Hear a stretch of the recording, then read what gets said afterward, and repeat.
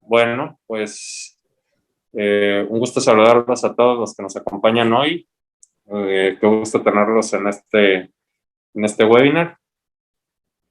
El día de hoy, pues quiero presentar a Miguel Ángel García Escobar, que nos acompañará en este webinar de desarrollo inmobiliario para arquitectos. Y les presento un poco de Miguel. Miguel es arquitecto y tiene una maestría en inversiones en bienes raíces en la Universidad de Melbourne, en Australia. Es también docente de varias universidades y ya también había colaborado con nosotros en CEDIM, así que probablemente alguno de ustedes lo pudo haber tenido de profesor. Actualmente es socio operativo de la consultoría Proaxis, que básicamente pues, realiza análisis urbanos e inmobiliarios, incluidos estudios de mercado, análisis financieros, estudios urbanos parciales para arquitectos o entidades gubernamentales, propietarios de terrenos que buscan, por ejemplo, entender el mercado y mejorar la rentabilidad del proyecto que puedan desarrollar en el mismo. Y asimismo ofrecen el servicio de desarrollo de software especializado en herramientas para la industria de la construcción. Entonces, pues bueno, sin más preámbulo, pues le cedo la palabra a Miguel. Miguel, bienvenido. Muchas gracias por estar con nosotros. Al contrario, David, muchas gracias a ti por la invitación y pues bienvenidos a todos los panelistas, a todos los participantes al seminario. La verdad estoy muy agradecido de que me hayan invitado, ¿no? Espero que sea mucho de su interés. Veo que hay muchos participantes, entonces, pues eso me agrada mucho, ¿no? El hecho de poder compartir aquí un poquito de la experiencia que tenemos en Proaxis y particularmente cualquier conocimiento que les pueda dar, que les pueda servir. La plática que traigo el día de hoy se llama Desarrollo Inmobiliario para Arquitectos, ¿sí? Y un poquito de la idea aquí es que esta información normalmente es un poquito desligada en México de las facultades. Normalmente como diseñadores o como arquitectos normalmente estamos centrados en la parte de diseño, ¿sí? Y la parte de inmobiliaria resulta pues una realidad de repente impactante. Digo, para mí fue algo como un shock que tuve en algún punto y de ahí que yo me quise adentrar. Entonces, pues quiero como platicarles estas cuestiones, ¿no? Al final de cuentas, y les platico así un poquito dando contexto también, yo me acuerdo cuando yo salí de arquitecto, empecé a trabajar en unas constructoras, sí, particularmente tuve un puesto de proyectista donde teníamos clientes pues, de proyectos relativamente grandes, ¿no? Y una de las cuestiones que me llamaba mucho la atención era como, teníamos como esta experiencia o tenemos este expertise que desarrollamos a lo largo de la licenciatura y a lo largo de nuestros trabajos sobre cómo debemos hacer los proyectos arquitectónicos específicamente, ¿no? O sea, cómo desarrollar mejor el espacio, cómo hacer que los sentimientos de las personas en los interiores sean lo que nosotros queremos lograr, ¿sí? Que se desarrolle como un buen ambiente, una buena psicología, ¿sí? No solo dentro del proyecto, sino que todo esto cómo lo plasmamos en realidades constructivas, ¿no? En cimentaciones, en columnas, en losas, etcétera, ¿no? Y entonces muchas veces algunas de las decisiones que en algún punto llegábamos a tener como arquitectos, ¿sí? Impactaban un poquito al proyecto y cuando teníamos este rebote con los clientes, ¿sí? De repente era un shock de que no nos tomaban en cuenta ciertas decisiones que considerábamos muy importantes. Entonces yo siempre me quedé como con la inquietud de entender qué es lo que estaba pasando, o sea, por qué este cliente de repente no tomaba como las decisiones que nosotros consideramos mejores, y no lo digo por mí, sino por lo que el despacho sugería. Probablemente algunos de ustedes que ya estén trabajando han de tener esta misma experiencia, ¿no? Pues oye, esto es lo mejor que podemos hacer, sí, y como quiera la decisión se toma por cierto camino un poquito diferente. Entonces, investigando un poquito, entendí un poquito más de la parte del desarrollo y me adentré a estudiarlo y pues fue parte de mi maestría, es lo que ahorita nos especializamos. Y pues les quiero compartir algo desde la perspectiva de diseñador o de arquitecto, ¿sí? Para entender un poquito la dinámica de la relación que después cambia una vez que entiendes como esta parte ya un poquito más multidisciplinaria en realidad, ¿no? Que eso es lo que les quiero compartir aquí. Me parece que hay una sesión de preguntas y respuestas, entonces creo que pueden ahí poner las preguntas. Al final de la plática podemos contestar las preguntas, entonces siéntense libres de agregar ahí cualquier pregunta, cualquier respuesta, perdón, cualquier pregunta para que los respondamos al final y lo podamos ver. Entonces, como introducción me gustaría platicar tantito del proyecto más icónico que como arquitectos a lo mejor podemos como relacionarnos o entender un poquito, que es la casa de la Villa Savoy. Entonces les aviento esta pregunta, ¿sí? Que dice, ¿cuánto dura un edificio? Y esta pregunta parece como muy básica, ¿sí? La respuesta a lo mejor espero que esté en sus mentes, pueden ser 25, 50, 75, 100 años, espero que digan 100 o más. Pero ¿cuánto dura un edificio? Es como una buena introducción para este tema, ¿no? Entonces, el ejemplo claro que traigo es la Villa Savoy. Digo, todo el mundo probablemente conoce este proyecto desde el punto de vista arquitectónico. Es la obra más icónica del movimiento moderno por excelencia, es la obra cumbre o cúspide de las ideas de Le Corbusier hasta cierta época. Sí, obviamente fue desarrollando más cosas. Era la máquina para vivir. Sí, los 5 puntos de la arquitectura están aquí, ¿no? Es un proyecto que desde el punto de vista arquitectónico podríamos incluso considerarlo obra maestra, quizá. Pero por lo menos es una obra de impacto muy grande. Ahora, eso es del lado de vista desde el arquitecto, desde el lado del diseñador. A mí lo que me interesa o lo que en algún punto descubrí es que de alguna manera podemos estar de repente muy encerrados en nuestra visión de diseñador y necesitamos ampliar nuestro panorama. ¿Sí? Entonces aquí les traigo como esta historia nada más para dar como el intro y platicar un poquito más del desarrollo inmobiliario. Entonces, tal cual la Villa Savoy fue un proyecto inmobiliario, fue un encargo que se tuvo de la familia Savoy, ¿sí? De Pierre y Eugene Savoy, como era una casa de campo que tenía la familia. Conocían al arquitecto, era muy famoso ya en esa época y fue recomendación que le dieron al arquitecto de, sabes que tú tienes un poquito libertad, ¿no? En este proyecto. Entonces, a diferencia de muchos encargos, pues normalmente que tienes como ciertos limitantes, de aquí tenía carta libre, ¿no? Para hacer el proyecto. Ahora, como tal, como proyecto arquitectónico podrá ser una obra maestra, pero como encargo inmobiliario, de repente esta casa tuvo ciertas situaciones, que estas son las partes no románticas que no nos cuentan de repente del proyecto, que a veces se pierden un poquito en la historia del movimiento moderno, que eso es muy interesante. Entonces, de entrada el proyecto se salió de presupuesto, ¿sí? Originalmente, tanto en parte de diseño como en la parte de construcción, el proyecto se sale de presupuesto, ¿sí? Originalmente tenía una retícula de 5 metros, termina haciéndole Corbusier en este ejercicio una retícula de 4,75 para reducir costos. Parte de la planta principal, la recámara principal que la tenía originalmente flotando, la pasa a una planta baja que reduce también costos de metro cuadrado de construcción. Y sufrió cambios durante su construcción. De hecho, muchos contratistas hicieron muchas órdenes de cambio. Se fue en problema en la parte financiera este proyecto. Sí, al final se desarrolló, se terminó, creo que tomó 2 años, hasta 1931. Aquí tengo la fecha. Pero como proyecto inmobiliario, al final tenía los mismos problemas que de repente tenemos nosotros como arquitectos una vez que tenemos al cliente. Acuérdense, ¿cuánto dura un edificio? 1931, para 1959, sí, se desata la guerra mundial, la familia se va se va a los Estados Unidos, sí, y se abandona el proyecto, sí. Entonces, para 1959, el gobierno francés le está usando como granja, sí, tenían como granero en ciertas partes de la casa, ¿no? Se abandonó completamente, sí, y para 1965 ya estaba en total abandono. Sí, entonces, piénsalo, de 31 al 65 son unos 34 años más o menos, sí, como proyecto, en 15 años, digo, perdón, en 34 años, ahí quedó. Gracias a una fundación específicamente de Le Corbusier fue que ese proyecto regresó y se restauró y se abrió como museo. Sí, pero como proyecto ahí hubiera quedado o ahí hubiera muerto, por así decirlo. Sí, es un proyecto que en realidad, a pesar de ser icónico, sí tiene las mismas restricciones que de repente como arquitectos pasamos por alto y que vale la pena como considerar, ¿no? Entonces, por eso lo pongo de ejemplo. Se restaura desde 1985 hasta 1997, después se abre al público y ahorita está actualmente abierto al público para como elemento turístico más que como vivienda, ¿sí?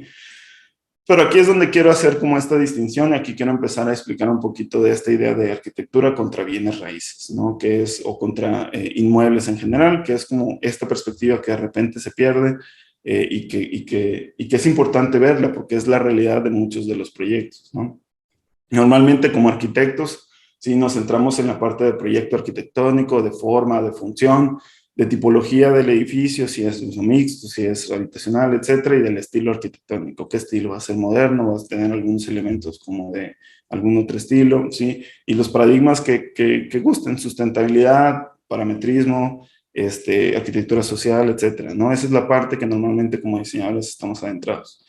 Sin embargo, como bienes raíces, ¿sí? Perdemos de vista otros elementos. Se considera como terreno y mejoras el terreno, no tanto el proyecto tal cual. La construcción es simplemente una mejora, el terreno va a continuar ahí con cierto tiempo.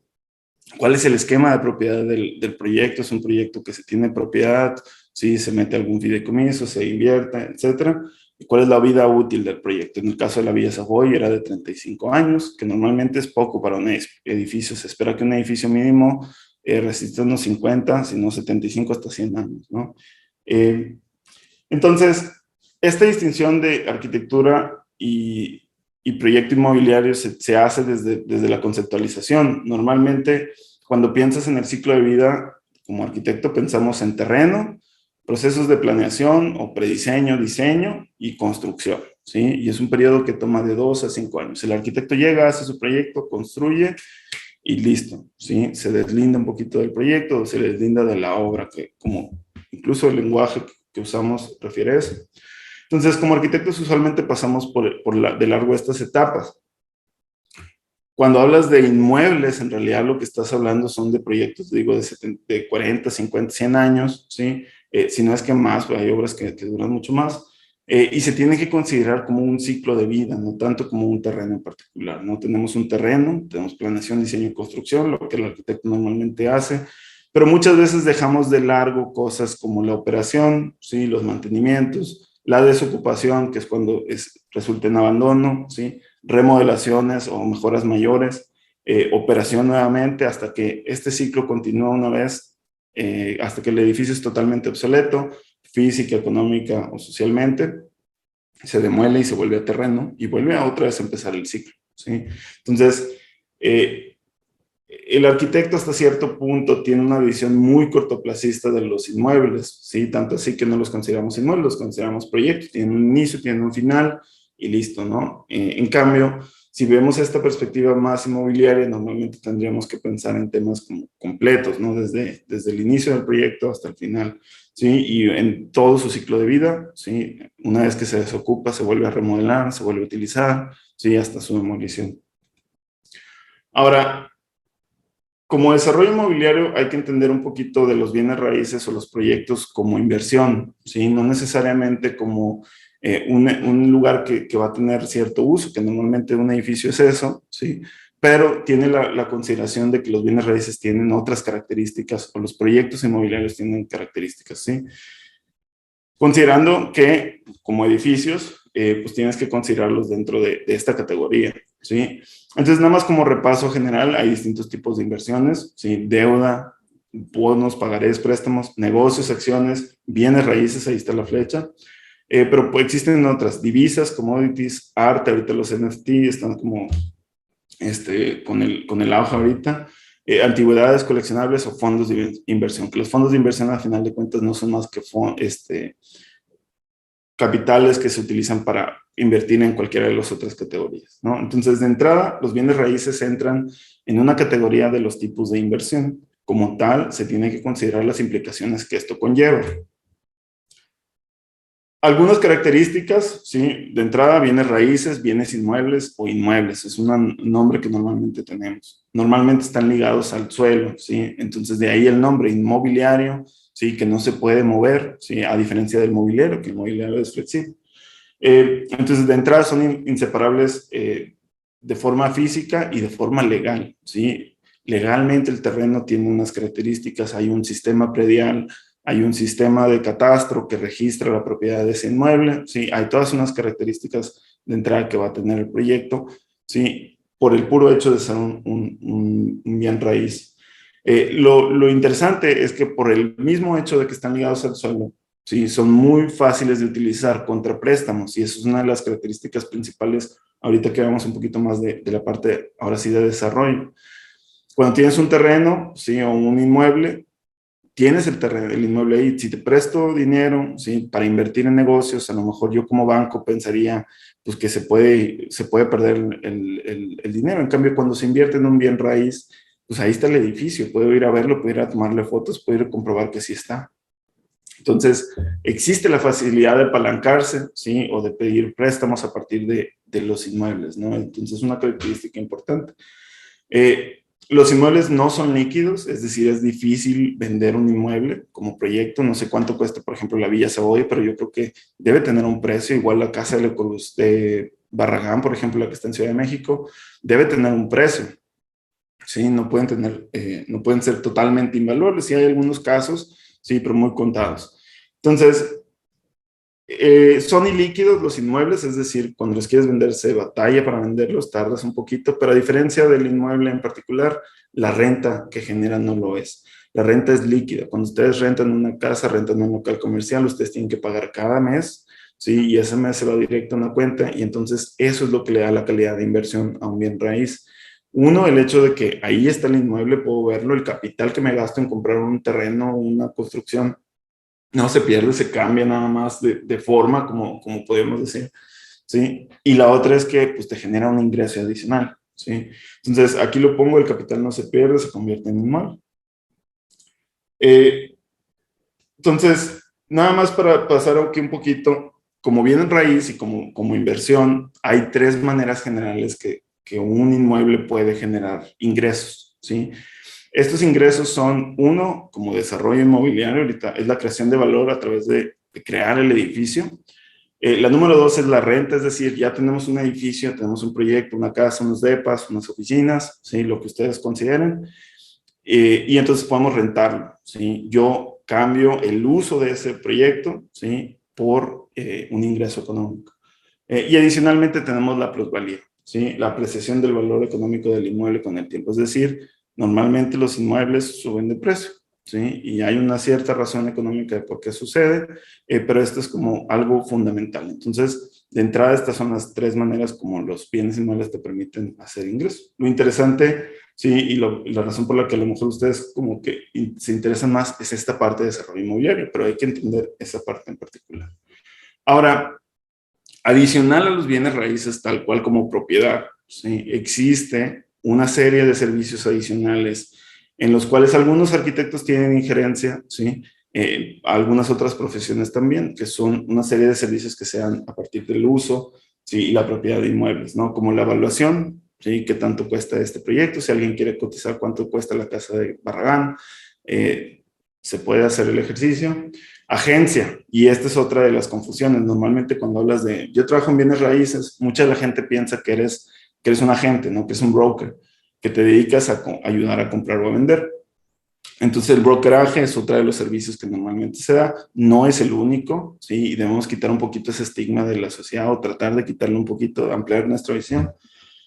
La administración de inmuebles, ¿sí? Gente que tiene propiedades, que tiene de oficinas o departamentos de 100 unidades, si necesito rentarlas, mantener la renta al corriente, ir y administrar las reparaciones, etcétera, ¿sí? Administración de propiedades. Reparaciones o mantenimiento general, ¿sí? Específicamente cuando tienes una situación específica de un proyecto. Oye, la plomería del proyecto no sirve, hay que cambiar los aires acondicionados, hay que hacer una remodelación, etcétera. Normalmente se conoce como mantenimiento o reparaciones. Adicional tenemos los mantenimientos como facility management o la operación del edificio. Aquí lo voy a saltar tantito la imagen, pero mantenimiento en el sentido operacional, ¿sí? No sé si han oído este término de los jefes de mantenimiento en las oficinas. Sí, es el hecho de alguien tiene que estar viendo a los vigilantes, alguien tiene que estar viendo que abran y cierran el edificio a las horas adecuadas, que se paguen los servicios, sí, que incluso que cambien los botellones de agua, que tiren la basura, etcétera, etcétera. Entonces, facility management o mantenimiento en operación, sí, es otro de los servicios que se tienen. Inteligencia o servicios inmobiliarios de marketing, etcétera, para conocer un poquito de los mercados y los proyectos nuevos, cómo se pueden generar.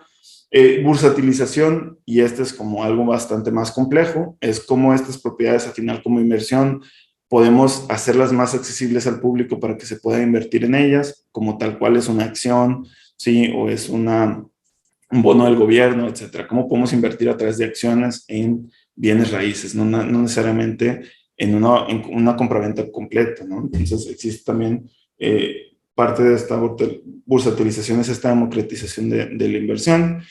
Y por último, inmuebles corporativos. Muchas empresas, particularmente las empresas de servicio, Walmart, ahorreras, bodegas, incluso universidades, este, tienen distintos, para ofrecer sus servicios forzosamente requieren de un espacio inmobiliario. ¿Sí? Los cines, por ejemplo, no pueden funcionar si no tienes el espacio para proyectar, ¿sí? O muchos otros servicios, ¿sí? Entonces necesitas controlar estos servicios, crecer estos servicios, y el inmueble corporativo es parte de. Entonces, no solo son directamente las inversiones, simplemente sino tenemos un servicio, un abanico de posibilidades en el campo inmobiliario que es importante revisar. Ahora, entrando un poquito al tema de los inmuebles, sí, aparte de desarrollo inmobiliario, y esta visión también de arquitectura. Normalmente nosotros tenemos como arquitectos esta idea de los costos iniciales, ¿no? ¿Cuánto es el terreno? ¿Cuánto es la obra? Y cuántas son las ingenierías, permisos, etcétera. Normalmente eso es simplemente un 40 a un 60% del proyecto, ¿sí? El otro 50 o el otro 60% del proyecto, del costo del proyecto, se va en la operación. Entonces, no es que toda la inversión incluso sea inicial. Hay igual, así como el abanico de servicios es amplio, ¿sí? El ingreso o la actividad económica en un proyecto inmobiliario también puede ser muy amplio, dada la operación, mantenimiento y ocupación, cuánto es la renta que se genera, cuántos son los gastos que se generan de prediales, de impuestos, de pagos, de mantenimiento general, y aparte costos cíclicos, ¿no? Costos de repente que tienes que hacer de inversión, meter paneles solares, cambiar cosas, ¿sí? Entonces, esto involucra el otro 50% del proyecto, ¿no? Entonces, simplemente uno está concentrado en un impacto como muy inicial, ¿sí? Y el otro se va al resto del ciclo de vida del edificio. Ahora, cosas como el sistema de lead, ¿sí? De repente yo aquí lo aprovecho y lo pongo para como hacer esta distinción y entender un poquito.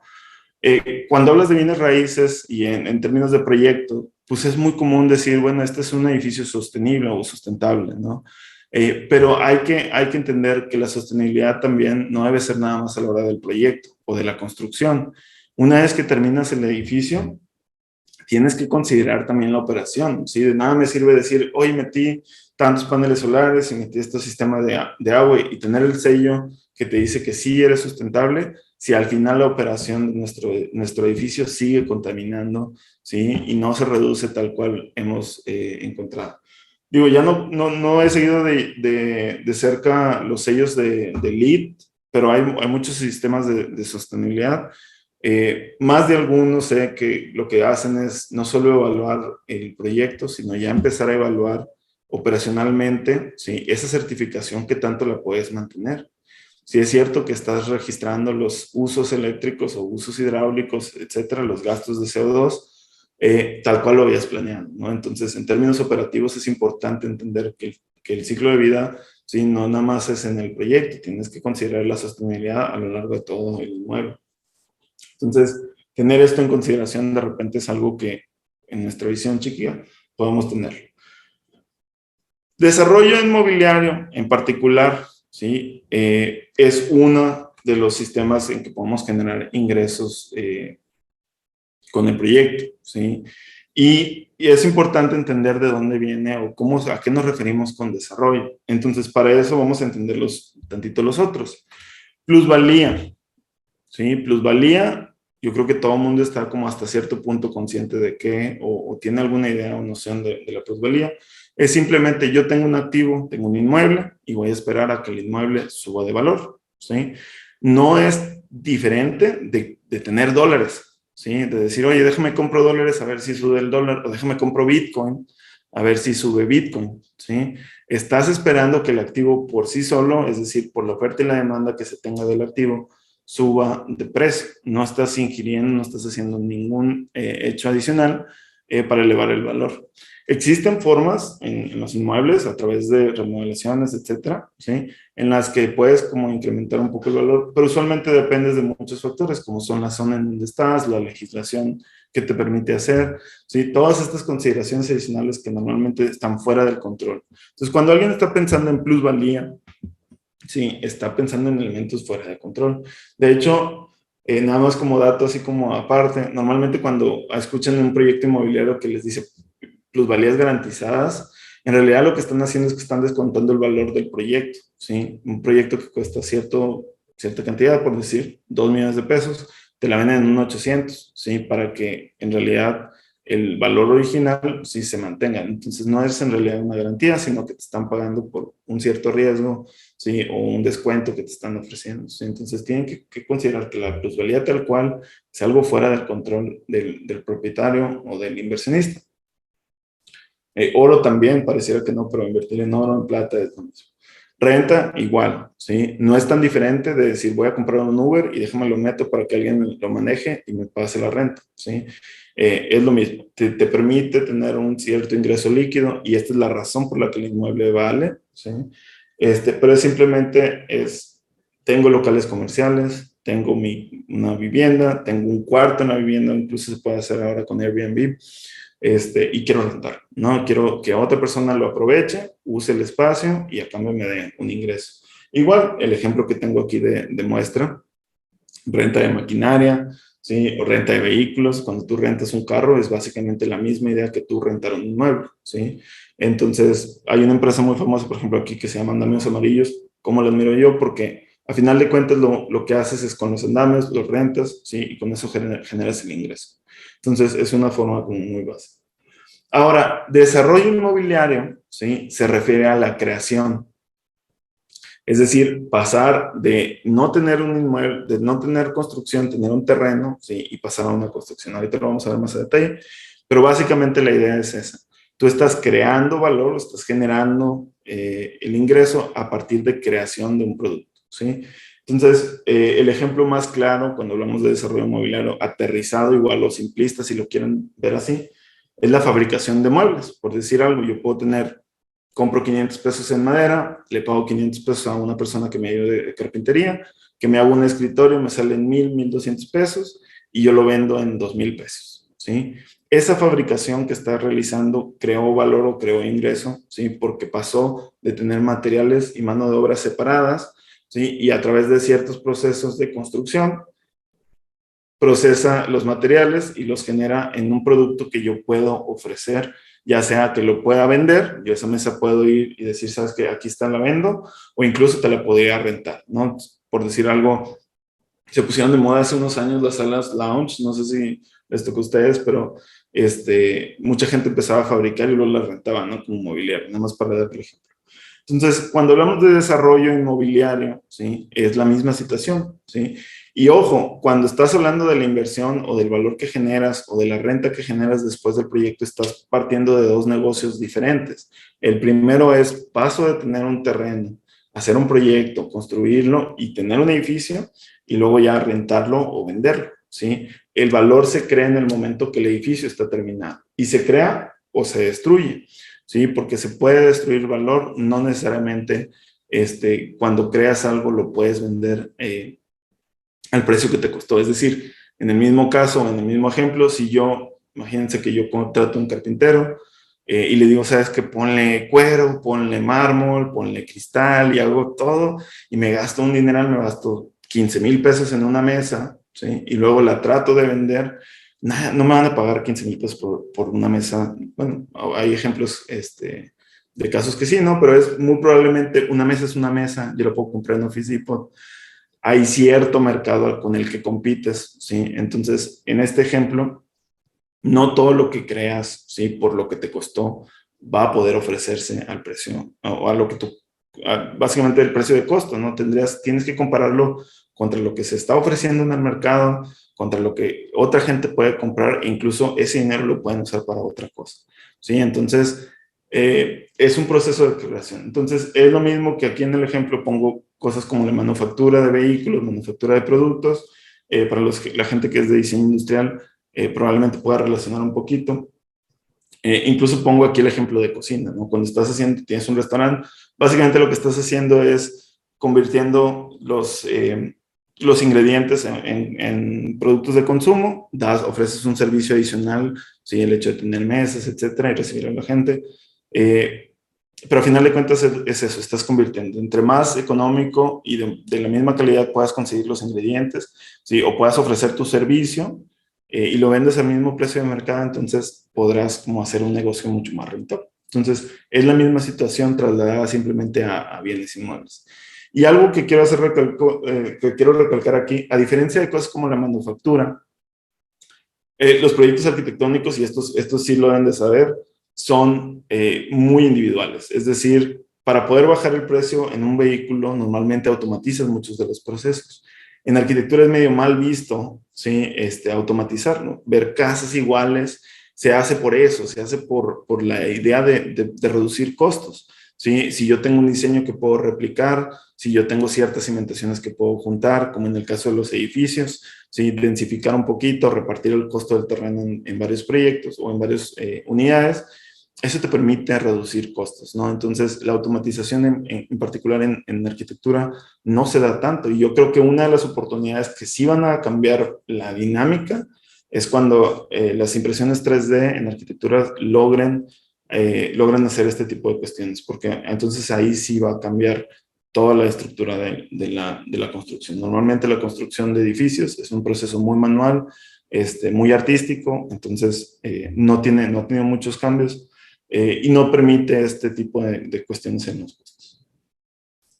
Ahora, entonces, desarrollo inmobiliario es esto, lo decía, es pasar de terreno a terreno y construcción o mejoras. Si lo rentas o lo vendes es diferente, pero el puro hecho de tener el inmueble y ver cuánto sale ese inmueble, ¿sí? Ya con eso puedes determinar si tu proyecto fue rentable o no, si construiste o no, si te costó, si lo puedes vender a mayor de lo que te cuesta, ¿sí? Es una cuestión muy simple. El término correcto, hablando de desarrollo inmobiliario, es promoción inmobiliaria. En español se traduce como promoción inmobiliaria. Por lo mismo del lenguaje en español, promoción de repente es fácil de confundir porque pareciera que es publicidad. Promover significa mover adelante, ¿sí? Y entonces la traducción de desarrollador o desarrollo inmobiliario viene en realidad del inglés de development.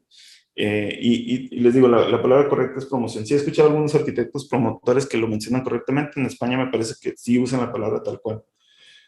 El valor, les decía, se crea o se destruye. No necesariamente creas valor a la hora de fabricar algo. Puede que te gastaste más de lo que en verdad se paga por ese proyecto, ¿sí? Y entonces destruyes valor. Si te gastaste más, no logras hacer algo, ¿sí? Y lo que decíamos, el valor de renta forzosamente implica dos negocios. Una cosa es el desarrollo y otra cosa ya es el proceso de renta. Ya tienes un inmueble que estás rentando, ¿sí? Ya es como, una cosa es construir el andamio y otra cosa es rentar el andamio. En este caso es el proyecto inmobiliario. Puedes ligarlo y puedes considerar los costos, pero al final de cuentas son dos partes o dos fases diferentes. Ahora, bajo esta premisa de que es un desarrollo, es pasar de diseño a construcción, de terreno a terreno y construcción, uno de los promotores del desarrollo de vivienda en particular a veces son los clientes que normalmente tenemos. Entonces, como constructor, en un caso muy sencillo, tú tienes un cliente que va contigo arquitecto, va contigo constructor para que le construyas la casa.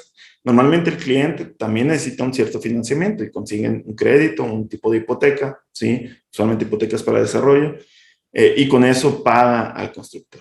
En este caso, el que se lleva el riesgo es el cliente. ¿Y el riesgo de qué? Si el constructor, por alguna razón, el proyecto se sale de alcance, el constructor simplemente dice, ¿sabes qué? Pues eso ya no está ya en el catálogo de conceptos, ya me lo acabé. Si quieres agregar conceptos, pues necesitas pagarme más. El banco también se protege. El banco te dice, oye, yo te presté esta cantidad y ahí tienes, ¿no? Si alguna cuestión sale mal, el cliente que está tratando de hacer su proyecto, ¿sí? O sea, en este caso su casa, es el que puede tener algún tipo de problema, es el que se está llevando el riesgo. Entonces, normalmente un desarrollador por eso desarrolla, porque si ese riesgo no sucede, ¿sí? Tiene un beneficio. Entonces, riesgo-recompensa, la relación de toda inversión, entre mayor riesgo, teóricamente debería ser mayor recompensa, si no, no tendría sentido cómo hacer el proyecto. Entonces, esta idea de que el cliente en realidad, si lo piensan, es el desarrollador a nivel chiquito, ¿sí? Es el promotor de la vivienda, es el que está llevándose el riesgo. Ahora, podemos hacer un caso un poquito mayor, ¿sí? En donde decimos, bueno, ¿qué pasa cuando ya un proyecto ya no nada más es para mí, sino es un proyecto que ya se utiliza para rentar? Y pasa mucho en ciertas especialidades. Me ha tocado trabajar con abogados, me ha tocado trabajar con doctores, que ya tienen un terreno, ya tienen una casa y este es su terreno para inversión.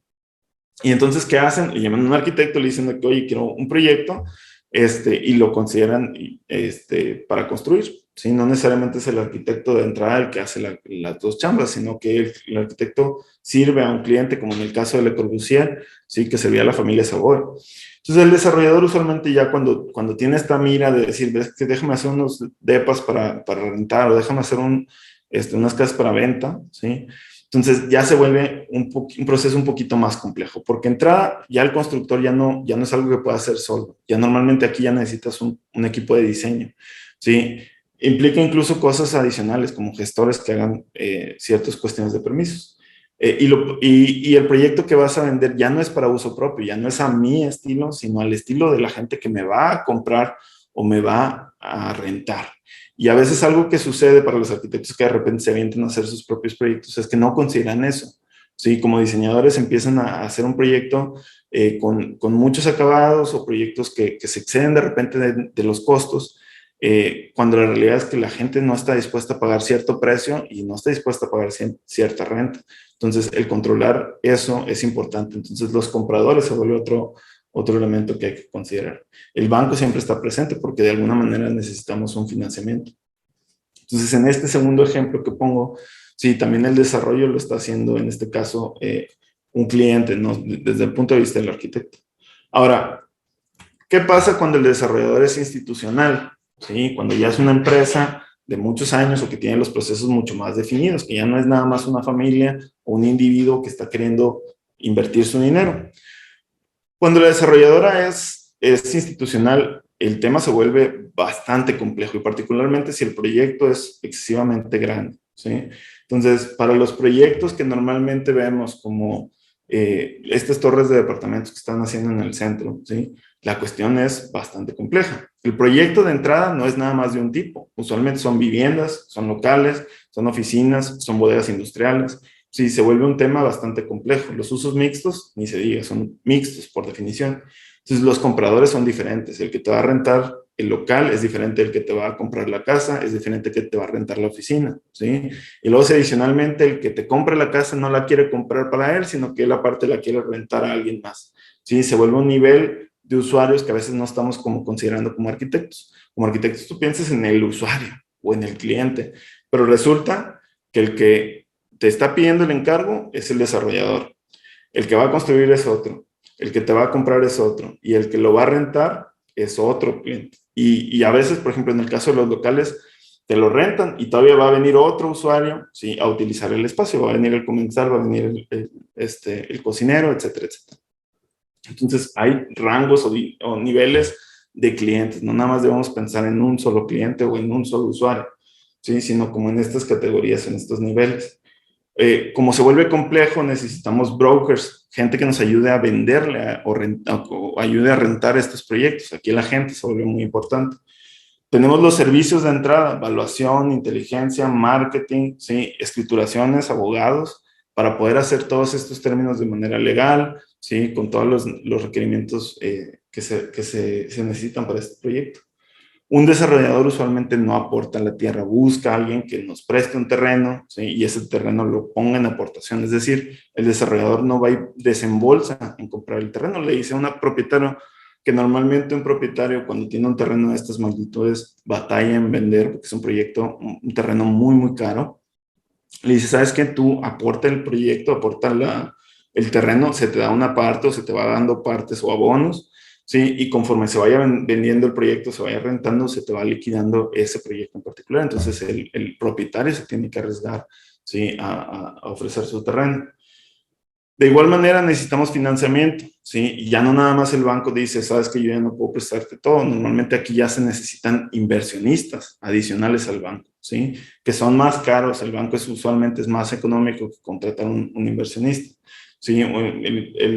El banco te pide un porcentaje fijo, el inversionista no. El inversionista, si el proyecto le va bien, también le va bien a él. Si el proyecto le va mal, también le va mal a él.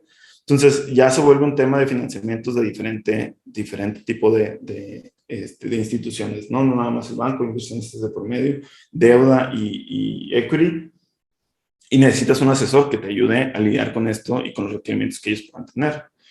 El municipio también viene y te dice, ¿sabes qué? Es que tú necesitas ciertos permisos, ciertos como elementos, como agua, drenaje, etcétera, te empieza a dar como requerimientos. Y por último, ¿sí? Tenemos obviamente el arquitecto y el constructor, ¿sí? Que son los organizadores de la parte del diseño y de la construcción de la edificación. Que normalmente, y este es el punto importante, normalmente cada uno está viendo su trinchera, es decir, cada uno está repartiendo su tiempo en estar en estos pequeños como proyectitos chiquititos, ¿sí? Entonces, de entrada el desarrollador, pues es como desarrollo inmobiliario, es un área multidisciplinaria, ¿sí? Necesitas de leyes, de construcción, de marketing, de ventas, de finanzas, entonces necesitas conocerlo. Y parte de esto es la razón por la que en México es muy raro, de por sí yo nunca encontré una institución que te diga, nosotros te enseñamos la parte como de inmuebles, ¿sí? Entonces, en México las facultades es la facultad de ingeniería y aquí te enseñamos a construir, y esta es la facultad de leyes y te enseñamos a redactar contratos, etcétera. Y sí están como muy desligadas, ¿no? En México no encontramos algo que te mande a leyes a estudiar y luego te mande a contabilidad y luego te regrese a civil. Sí, eso normalmente no sucede. Entonces, por eso de repente quienes desarrollan, pues la gente que tiene el ingreso, sí, abogados, contadores, que se empiezan a apoyar de otros arquitectos, y el arquitecto es alguien que sirve de repente a estos desarrolladores, ¿no? Entonces, estas categorías o este rango, sí, normalmente es muy diverso. En términos de conocimiento, pues es todo lo que les decía, y adicionalmente, pues el alto riesgo que se está llevando, porque acuérdense que el desarrollador inmobiliario es el que está tomando el riesgo. Si algo sucede, el constructor se deslinda, el arquitecto se deslinda, el gestor se deslinda, el vendedor no vende, el que se lleva todo el proyecto o el riesgo es el desarrollador, ¿sí? Y hablando nada más como un poquito, ya aterrizándolo un poquito, esta idea del desarrollo no se limita a edificios, ¿sí? Existe desarrollo horizontal y existe desarrollo vertical. Desarrollo horizontal con esta idea de que es terreno más mejoras, sí, puede ser desde el punto de vista de urbanización, lo que normalmente llamamos desarrollo urbano o proyectos urbanos, sí, es decir, vamos a poner calles, banquetas, etcétera, lotificar y vender los lotes, sí, eso es desarrollo porque estás mejorando el proyecto, mejorando la tierra. Adicional, una vez que tienes un lote, ¿sí? Que ya tiene urbanización, que ya tiene servicios, pues ahora sí el proyecto que dé servicio, ya sea comercio, oficinas, locales, etcétera, lo que normalmente conocemos en construcción o en diseño. Entonces, estos dos tipos de desarrollos son a la par, y aquí en México tenemos ejemplos muchos de estos. Las vivienderas, sí, que hacen muchos fraccionamientos en el exterior, son desarrolladores inmobiliarios. Los desarrolladores que hacen edificios de usos mixtos también son desarrolladores, nada más de dos categorías diferentes. Normalmente se especializan.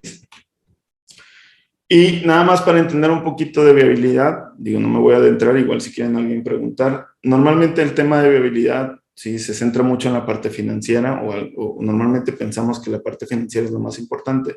Hay 4 categorías de viabilidades, ¿sí? De entrada las físicas, que el terreno nos permite hacer lo que podamos hacer, que la capacidad del suelo, todo esto, la topografía, etcétera, todo esto es lo que normalmente en diseño sí alcanzamos a ver. La parte financiera, costos, rentabilidad, ¿sí? Porcentajes de retorno sobre activos, retorno sobre inversión, tasas internas de retorno, costos financieros, porcentajes de interés, porcentajes de apalancamiento, oferta y demanda, ¿no? Entonces se vuelve como un tema que normalmente es más relacionado a las finanzas. Y la parte urbanística, ¿no? No todo se permite hacer en los predios. Necesitas saber qué sí se permite, qué no se permite, qué zonificación tiene, cuántas alturas te permiten, cuántos cajones se requieren, tenemos agua, tenemos drenaje, tenemos electricidad, todos los servicios, o hay que poner algún servicio adicional. Entonces, todas estas partes urbanísticas también se deben de considerar. Entonces, teniendo en cuenta esos 3 elementos, podemos proponer opciones y nosotros empezar a definir qué conviene poner en un proyecto inmobiliario. Entonces, eso se le conoce como el aprovechamiento. La idea es que el mejor y mayor uso, el highest and best use, es el que debe de predominar, ¿sí? Es el que a la población le va a servir mucho más, ¿sí? Es más rentable, es el que permiten y el terreno se puede hacer, ¿sí? Entonces, normalmente cuando hacemos estudios, esto es lo que se considera. Ahora, hablando tantito de la empresa, y ya con esto quiero como cerrar nada más para platicar. Nosotros en la oficina, sí, buscamos hacer, somos una empresa que hace inteligencia inmobiliaria, sí, hacemos inteligencia inmobiliaria y proyectos urbanos. Normalmente tenemos dos categorías de clientes, que son los clientes privados, que le llamamos el aspecto micro, y clientes públicos que le llamamos el aspecto macro. ¿Sí? Los clientes que hacen, que requieren servicios en privado son brokers, gente que tiene terrenos y quiere saber qué hacer con él, ¿sí? O gente que tiene algún proyecto arquitectónico y quiere saber si es rentable o no. Normalmente aquí hacemos proyectos como estudios de mercado, análisis financieros, estudios de viabilidad, estudios de opciones, highest and best use. Y por el lado de los estudios públicos, normalmente hacemos proyectos urbanísticos, ¿sí? Hacemos estudios macro de zonas, ya no de predios individuales, ¿sí? Y entonces entendemos cómo se puede desarrollar una zona, qué lineamientos urbanísticos conviene realizar, dependiendo obviamente del desarrollo y todas estas cuestiones. Algunos servicios que usamos son estos que les decía, estudios de mercado, financieros, proformas, avalúos incluso. De la parte urbana hacemos planes de parciales, planes de calles completas, tenemos un sistemas cartográficos, y por último tenemos la parte de software, donde tenemos algunas herramientas, que de hecho algunas que quiero presentar así rapidito, sin tardarme mucho. Una muy importante es la de Visor Pro Arts, son herramientas públicas. Mucho de nuestra especialidad sí se centra en que hay mucha oportunidad en el área de tecnología para que las empresas arquitectas o desarrolladores inmobiliarios tengan oportunidad de entender mejor su mercado y entender, hacer proyectos más rentables a final de cuentas, ¿sí? Proyectos que sean viables y que se puedan llevar a la realidad. Entonces, por ejemplo, algunas cuestiones que tenemos que entender en este visor que es público, si quieren les paso la liga. Tenemos, por ejemplo, de entrada, cuestiones como valores de predios, valores de terreno, valores de oficina. Vale la pena que conozcan un poquito en cuánto se están ofreciendo en venta los terrenos, en cuánto se están ofreciendo en venta las oficinas. ¿Sí? Consideraciones que hay que tener en un inicio del proyecto. ¿Sí? También voy a recargar tantito la página, pero tenemos cuestiones como la zona DOT. Sí, que no sé si conozcan la zona DOT, pero son áreas donde los lineamientos urbanísticos te permiten como crecer mucho. Y tenemos herramientas como los usos de suelo, ¿sí? Si ustedes quieren acceder al uso de suelo, normalmente van a encontrar que en el gobierno tenemos unos PDFs que son como difíciles de leer. Hay forma de automatizar, tenemos el uso de suelo en Monterrey. Pueden entrar, revisar qué usos se permiten si ustedes seleccionan su manzana, qué usos se permiten, qué usos se condiciona el gobierno, qué usos se prohíbe en ciertas zonas en particular. Y tenemos algunas calculadoras que vale la pena que revisen. Sí, me gustaría, les digo, les paso el link en la plática. De cosas, por ejemplo, de tengo un terreno y no sé qué hacer con él. No es un estudio completo, es un primer approach, pero les puede servir mucho. Por ejemplo, tenemos una predicción, tú le pones los valores de terreno, le pones el CUS, el CAS y las unidades, el valor de los que quieres vender, y te dice más o menos en cuestión de las características físicas cuántos departamentos y en qué valor podrías considerar vender esos proyectos. Obviamente esto tiene que tener un estudio detrás, este es simplemente un acercamiento, pero para ustedes como arquitectos pueden revisar este tipo de cuestiones y ver qué tan a la par, qué tanto podamos como hacer en nuestros predios, ¿no? Entonces son consideraciones que se tienen. Lo mismo en la parte de los proyectos arquitectónicos, tenemos una herramienta muy sencilla que te permite poner los datos de tu predio y poner los valores de proyectos. Esto es para departamentos únicamente. Le das calcular y te dice si el proyecto es rentable o no. Muy básico, ¿sí? No es un estudio completo, es un simple acercamiento igual, pero con esto ya puedes empezar a descartar proyectos que de repente puedas tener de terrenos que les llegan o de proyectos inmobiliarios que estén haciendo. Sí, consideraciones que de repente no hacemos como cajones de estacionamiento, o costos de terreno que de repente el terreno no lo quieren considerar porque el cliente ya lo tiene y piensa que no vale. Nos ha tocado cosas como medio raras. Pero sí te da. Y entonces tú le puedes mover al terreno y dices, bueno, ¿qué pasa si el terreno es ligeramente más grande o vale más? ¿Sí? ¿Cuánto se va a mover? O si nada más quiero meter 10 departamentos, ¿sí? Si ya es rentable o no es rentable que hagan los ejercicios, ¿no? Y por último tenemos otra herramienta como el Geovisor. Esta es una herramienta un poquito más estadística, es un poquito más macro lo que decíamos, que conseguimos algunos de los valores del INEGI, del Censo 2020, entonces para sus estudios de repente les pueden servir a ustedes como estudiantes. Haces un análisis de una zona, tú marcas, no sé, cierta manzana en particular, ¿sí? Y te da valores de manzanas, cuánta es la población, viviendas por hectárea, número de hombres y mujeres, y más datos que pueden revisar en las tablas, ¿sí? Entonces, ciertos ejercicios que vale la pena realizar. Internamente nosotros tenemos algunas herramientas, nada más les voy a mostrar una, por ejemplo, para ciertos estudios, pues ya estas herramientas se complementan. Podemos analizar zonas de manera inmediata ahora con la tecnología, sí, conociendo los valores del terreno, en este caso, por ejemplo, valores verdes son terrenos, valores azules son construcciones, y empezar a determinar los valores de predios y construcciones dependiendo de los análisis que hagamos en la zona. Eso nos permite a nosotros como consultores hacer validaciones mucho más rápidas y permitir hacer como más iteraciones para ver qué variaciones a su proyecto pueden hacer para hacerlo más rentable, ¿sí? Y en qué valores de predio, perdón, qué valores su proyecto se tiene que vender para que pueda ser comparativamente competente contra la zona, ¿sí? Entonces, estas herramientas, algunas son externas, algunas son internas. Estamos por sacar algunas cuentas demos, enseguida las tengamos, les hacemos llegar eso. Sí, pero básicamente es algo de lo que hacemos, algo de lo que en la oficina trabajamos y que me gusta compartir con ustedes. Entonces, muy bien. No sé si quieran pasar a la sesión de preguntas, David. Sí, yo creo que me parece que no tengo acceso aquí. ¿No puedes leer las preguntas, Sí, Miguel? tenemos una. Por ahí tienes el panel de, Sí. creo que sí te aparece preguntas y respuestas, ¿no? Sí, aquí tenemos una. Me dice, el visor ProAxis solo es para Monterrey. Sí, efectivamente, ahorita el tema de usos de suelo, tenemos exclusivamente la zona de Monterrey y de hecho creo que algunos de los planes parciales todavía no están en público. Mucho de esto es información que se tiene como público hasta cierto punto. Sí, el resto del municipio, particularmente, por ejemplo, San Pedro, está por cambiar algunos de sus planes. Escobedo no lo tiene. San Nicolás hemos tenido contacto, pero todavía estamos como tratando de encontrar a la persona adecuada para que nos ayude a encontrar esta información. Si alguno de ustedes conoce a alguien del municipio que nos quiera ayudar a entrar ahí, para platicar con ellos y ver cómo podemos desarrollar algo así para los municipios, sí puede ser. Pero no, nada más ahorita, por lo pronto, uso de solo Monterrey nada más. Y lo que sí, inmuebles, sí hay varias de distintos proyectos. Muy bien. ¿Qué consejo darías a alguien que quiere comenzar desarrollo inmobiliario? Fíjense que depende mucho el nivel de capital, el nivel de conocimiento que tenga, ¿sí? Una cuestión que de repente es como una buena puerta a entrar son los proyectos de remodelación, ¿sí? Nada más que si ustedes de repente quieren entrar, por ejemplo, a la parte como más, o sea, ustedes como inversionistas, es decir, entrar y decir, pues vamos a empezar un proyecto. Una puede ser proyectos de vivienda, ¿sí? Nada más que tienen que considerar mucho valores como clave, como los valores de terreno, los valores de construcción, en cuándo se está vendiendo en la zona, todas estas cuestiones.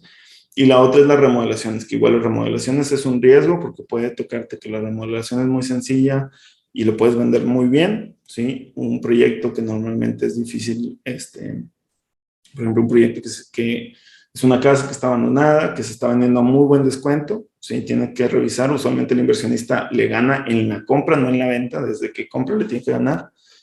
Entonces puede ser una cuestión como una compra de un inmueble que tenga oportunidad de remodelación y que el precio de venta pueda ser suficiente para que les dé un retorno como interesante, ¿sí? Esa es una cuestión. La otra cuestión puede ser para los que están empezando, que quieren algo como más arquitectónico, usualmente viviendas como de lo que siempre entra, nada más es eso, no pecar de ser el diseñador que quiere todo perfecto y que quiere todos los materiales de lujo, etcétera, sino revisar esa zona, qué tipo de precios soporta, qué tipo de acabados hay en la zona, ¿sí? Si ustedes se van a ciertas zonas y no cumplen con los requisitos o al revés, exceden lo que está en la zona, ¿sí? Su proyecto no va a generar el valor suficiente que están esperando, ¿sí? O van a gastar de más y no lo van a poder vender, o van a gastar de menos, ¿sí? Y nadie se los va a comprar. Entonces, usualmente esa es como la cuestión. Y la otra es, tengan acercamiento, vale la pena, para los que son estudiantes, acercamiento con empresas grandes, o sea, los que les interesa el desarrollo inmobiliario, ahorita en particular, gracias a las zonas y las reglamentaciones nuevas, hay muchas empresas que están ahorita desarrollando, que yo creo que fácilmente podrían como tener algún tipo de acercamiento con ellos y platicar. Sí, entonces, eso es importante. Muy bien, dice, buenas tardes, ¿cuál es el costo del programa de software de ProAxis? Ahorita estamos por liberar algunos, si quieres les pasamos el formulario, ¿sí? Tenemos un servicio para los datos de acceso a las cuestiones como más particulares, ¿sí? Eso se los compartimos en privado, les mandamos la presentación y lo revisamos.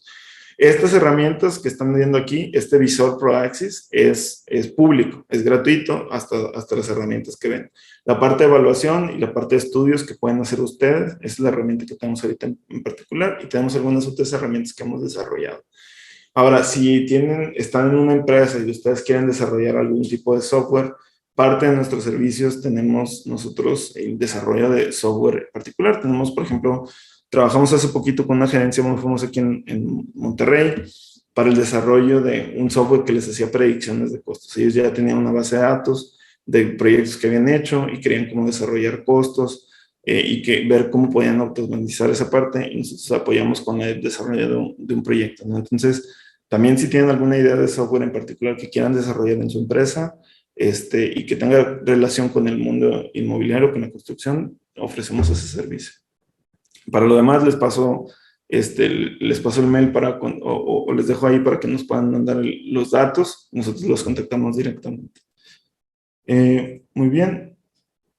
Y tenemos otra pregunta, dice, ¿qué tanto influye el diseño al momento de desarrollar en cuestión de venta sin considerar materiales? ¿Qué tanto puede influir? El diseño al momento de desarrollar en cuestión de venta. Fíjense que mucho.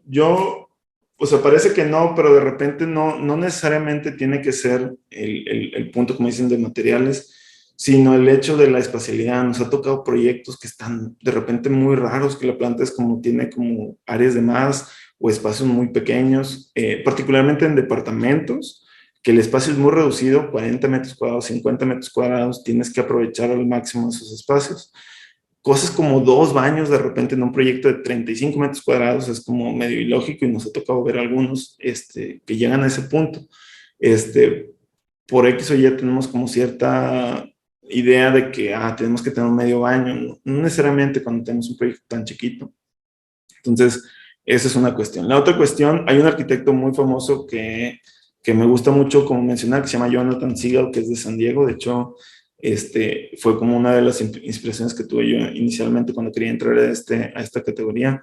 Y él hace unos proyectos, él como arquitecto, sí llega a hacer proyectos inmobiliarios muy interesantes, debido a que él lo que termina haciendo, por ejemplo, aquí les muestro uno de él, lo que hace él es que combina el diseño con sus proyectos, ¿sí? Y lo que le ha permitido en términos económicos es venderlos más caros o llenarlos al 100%. Normalmente un proyecto, por ejemplo, unos locales comerciales o unas oficinas, tienen cierto porcentaje de vacancia. Vacancia significa que no se rentan por completo. O sea, tenemos un 90%, un 80% de ocupación, 10%, 20% de vacancia. Cuando tienes un buen diseño, te permite tener una vacancia del 95, 100%, ¿sí? O te permite elevar la renta, ¿sí? No necesariamente incluso él decía en una entrevista, y si de repente, pues tú tienes un proyecto, lo haces pensando en cierto precio y resulta que la gente quiere vivir ahí y empieza a pagar un poquito más por las rentas de tu proyecto, ¿no? Entonces, sí impacta, sí, particularmente impacta más negativamente si el diseño es malo, pero el proyecto de diseño en particular puede llegar a generar interés en el público, interés en los renteros, sí, puede llegar a elevar los precios de venta, sí hay forma de impactar en el diseño. No necesariamente tiene que ser excesivamente muchos materiales, ¿no? Pero sí el hecho de que los espacios estén bien desarrollados, que tengan muy buenas áreas, eso es lo que puede llamar la atención en tema de diseño. Muy bien. ¿Por qué el affordable housing en México suele ser tan pobremente diseñada? De entrada, affordable housing es un tema muy, muy complejo. O sea, no es algo que podamos resolver en 2, 3 respuestas. Entran factores como el valor de la tierra, ¿sí? El valor de la tierra resulta que nada más como side note, los terrenos en Monterrey son limitados, ¿sí? Llega un punto en que, por más que queramos, no hay más terrenos, ¿no? Entonces, ¿qué nos queda? Desarrollar para arriba. ¿Y qué sucede? Que muchos proyectos de desarrollo vertical, pues la sociedad de México no está familiarizada, particularmente en Monterrey. Ya estamos cambiando un poquito la dinámica, pero en Monterrey somos muy horizontales, nos gustan mucho las viviendas como horizontales. Entonces, el tema del precio del terreno, cuando lo repartes, o sea, si tienes un terreno de 10 millones de pesos y le pones una casa encima, sí, pues la casa te cuesta 10 millones más la construcción. Entonces, tenemos que identificar. Mucho de la sociedad no le gusta vivir en departamentos, ¿no? De hecho, los departamentos, por ejemplo, que están ahorita en el centro, 2 millones, 2 millones y medio, 3 millones de pesos, mucha gente tiene la opinión de decir, oye, por 3 millones de pesos, pues ya me alcanza para una casa en García, una casa en Carretera Nacional, una casa en Escobedo, en San Nicolás, en la parte nueva, ¿sí? Entonces, sí, termina siendo como una cuestión muy importante. Entonces, el costo del terreno te empieza a limitar. Entonces, de entrada eso, y eso sin hablar de arquitectura social o de proyectos sociales. Ahora, cuando ya lo vas a la parte como de affordable housing, normalmente te metes en el tema de gente que tiene ingresos limitados, ¿sí? Y tiene capacidades de crédito más limitadas. Mucho del valor para las viviendas no es tanto depende mucho del ingreso, ¿sí? Y de la capacidad de crédito de la persona. Es muy raro la persona que compra una casa de contado, ¿sí? Normalmente lo que haces es apalancarte con el banco. Entonces, tasas de interés, valores de terreno, obviamente, ¿cómo haces para que el valor de la construcción no se eleve en términos de construcción? ¿Sí? Esa es otra cuestión. El ingreso de las familias y cómo haces cómo aseguras que el gasto que estás invirtiendo como gobierno, como institución de beneficencia que está haciendo este proyecto, se devuelva para continuar haciéndolo. No nada más podemos regalar el dinero, porque entonces no es sostenible económicamente. Entonces, es un tema bastante complejo, no es algo que se pueda resolver nada más en una situación, y de entrada no es algo que sea exclusivo de México. Particularmente, aquí no lo vemos tanto, pero incluso en DF ya empezó, pero en lugares en Estados Unidos o en otros países que son como zonas muy interesantes, San Francisco, París, Melbourne, Londres, las ciudades compiten a nivel internacional y se han vuelto carísimas, ¿sí? Entonces es todavía más complejo dar vivienda económica a personas, ¿no? Si no estamos considerando esa parte. Como arquitectos, lo más que puedes hacer hasta cierto punto es ver cómo reducir el costo de la construcción, cómo eficientizar el diseño, cómo densificar un poquito más, pero sí hay otras consideraciones que se tienen que tener adicionales al diseño, no es nada más de dar la respuesta así y listo, ¿no? Entonces es un poquito complejo, a lo mejor espero que sea algo, la respuesta que buscamos. ¿Cuál ha sido el proyecto más complejo en el que te ha tocado trabajar o dirigirlo? Pues me ha tocado de distintos proyectos, particularmente en diseño nos tocaron algunas bodegas en particular. Proyectos de inmobiliarios, normalmente los proyectos de usos mixtos son los como más complejos. Y los de software, digo, yo sé que nada que ver con arquitectura, pero de repente los de software, el control de alcance es como complicado y eso también pasa en el diseño, que tienes un proyecto y empiezas a trabajar en él y de repente el alcance lo van cambiando y, oye, podemos hacer esto, podemos hacer lo otro, podemos hacer lo otro, y este alcance tiene el proyecto, sí, en particular. Lo mismo con los estudios, nos ha tocado hacer estudios para proyectos de usos mixtos, por ejemplo, recientemente hicimos uno cerca acá de la zona de Ruiz Cortines, Mitra Centro, ¿sí? Que era una torre de 120, 125 unidades de vivienda, tenía 8 locales comerciales, una placita chiquita, y el estacionamiento, ¿no? Entonces, la parte de rentabilidad, pues era relativamente sencilla porque era muy cargada a la parte de vivienda.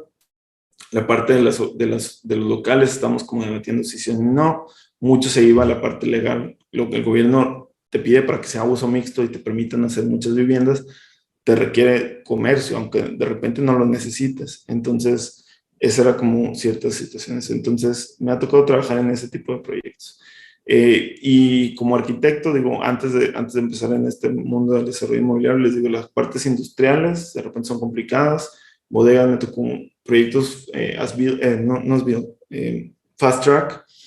Me tocó mucho me acuerdo mucho de uno de Aguascalientes que era Nissan, que venía a hacer la fábrica y quería una bodega en 6 meses, una cosa así, y empezaron a construir sin planos, ¿no? Y es un tema un poquito diferente, pero esa cuestión de la velocidad y los alcances es lo complicado que sí toca de repente tomar en cuenta. Muy bien, ¿en qué parte del país un arquitecto puede encontrar mayor auge en el desarrollo inmobiliario? Fíjense que hay de dos sopas en esa parte. Una son las ciudades grandes, ¿sí? Particularmente Tijuana y Querétaro son las que crecieron mucho el año pasado. O sea, Ciudad de México y Monterrey crecieron un 6%, 4%, por la cantidad de gente que son, ¿sí? Digo, México es 4 veces lo que es Monterrey, entonces es muchísima gente y tienen mucha oportunidad. Cuando ves en términos de relación, cuánto creció, por ejemplo, de 2010 a 2015, perdón, de 2015 a 2020, cuánto creció la ciudad, Tijuana, Querétaro, Cancún creció muchísimo y es un lugar muy chiquito. Entonces, si lo piensan en términos de gente que quieres abarcar, las ciudades grandes sin duda son las importantes, ¿sí? Cuando piensas en lugares chicos que están creciendo y que a lo mejor no tienen a la gente que quisieran, ¿sí? Si tú atiendes algunos de estos lugares, entonces les digo, Cancún, Tijuana, pueden ser lugares a los que de repente nos preparan. Incluso Aguascalientes nos tocó y Morelia. Morelia era otro lugar que creció muchísimo en términos de población.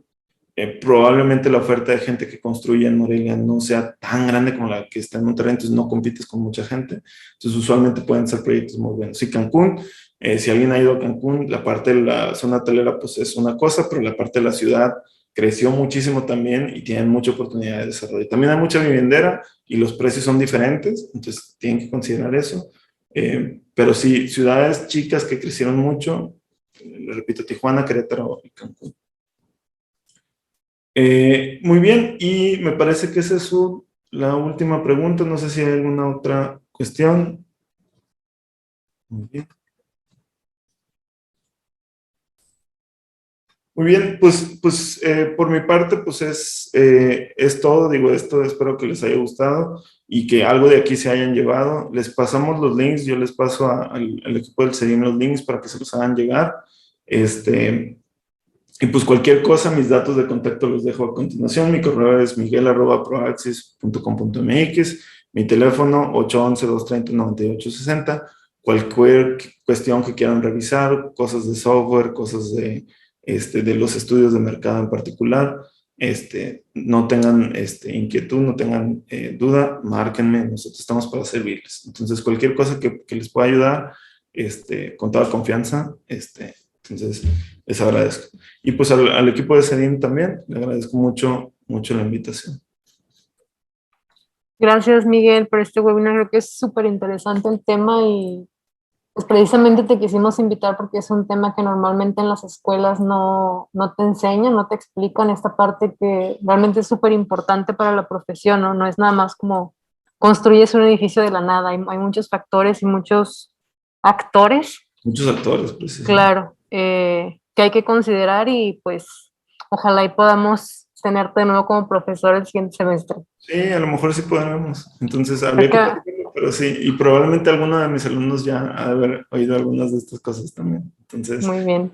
Pues muchas gracias por invitarme y pues les repito, cualquier cosa, cualquier cuestión, pues aquí estamos para servirles. Muchas gracias a todos los asistentes y si tienen algún comentario, preguntas que le quieran seguir haciendo a Miguel, anoten sus datos, igual si no nos pueden escribir también se los enviamos y pues nos vemos a la próxima. Muchas gracias.